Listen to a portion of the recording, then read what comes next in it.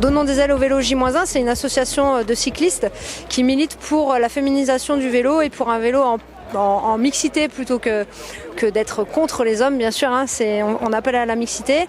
Notre but initial, c'était de réclamer le retour d'un Tour de France au féminin, chose faite puisque Christian Prudhomme nous a annoncé la réapparition du Tour de France femmes à partir du 24 juillet 2022. Donc les hommes arriveront à Paris et il y aura passage de flambeau avec le départ de la course des femmes qui devrait durer 8 jours. Je suis, comme mes copines ambassadrices, porteuse du message du projet Donnons des ailes au vélo J-1 cette année, donc message de mixité. On essaie sur les territoires traversés de développer le cyclisme féminin, alors pas seulement le jour où on passe, mais grâce à des événements qui se sont faits en amont de notre passage, de manière à ce que les femmes et les hommes aient déjà été mobilisés les semaines auparavant et puis se retrouvent aujourd'hui pour faire quelques kilomètres ou toute l'étape avec nous. Oui, donnons des ailes au vélo, ça fait déjà 2 ou 3 départs que l'on fait avec elles.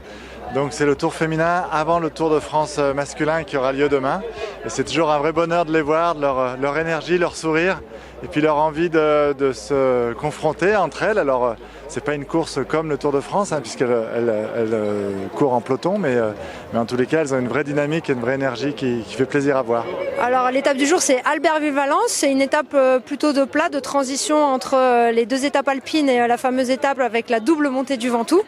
Ça va être une jolie étape, une étape assez roulante et puis on va longer la Chartreuse puis le Vercors, donc je pense qu'on verra des beaux paysages et il nous annonce le soleil, ça c'est la petite cerise sur le gâteau. Alors aujourd'hui donc on est 10 femmes cyclistes de Donnons des ailes au vélo J-1, donc entourées par notre staff et puis on a des inscrits tous les jours qui nous accompagnent, alors soit sur un petit bout d'étape, soit sur l'étape complète, soit sur plusieurs étapes.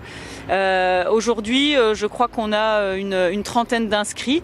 Alors les étapes comme ça de plat qui vont d'un point A à un point B très éloigné sont pas faciles à gérer pour les accompagnants. Là on va descendre pendant 200 km. Pour les gens qui nous accompagnent, il faut aussi penser qu'il faudra remonter à un moment donné. Donc c'est pas forcément évident d'avoir beaucoup de monde sur toute l'étape. Sur ce genre de parcours. Mais voilà, on est vraiment bien accompagnés chaque jour. Le groupe vit super bien, on a des invités au top, on a à chaque fois des accueils qui nous sont réalisés par les différentes mairies ou communautés qui sont vraiment géniales, qui nous mettent en avant, qui nous motivent aussi parce que c'est vrai que depuis le début on a un peu la pluie quand même et d'avoir toute cette effervescence autour de nous, ça motive vraiment et ça permet d'avancer.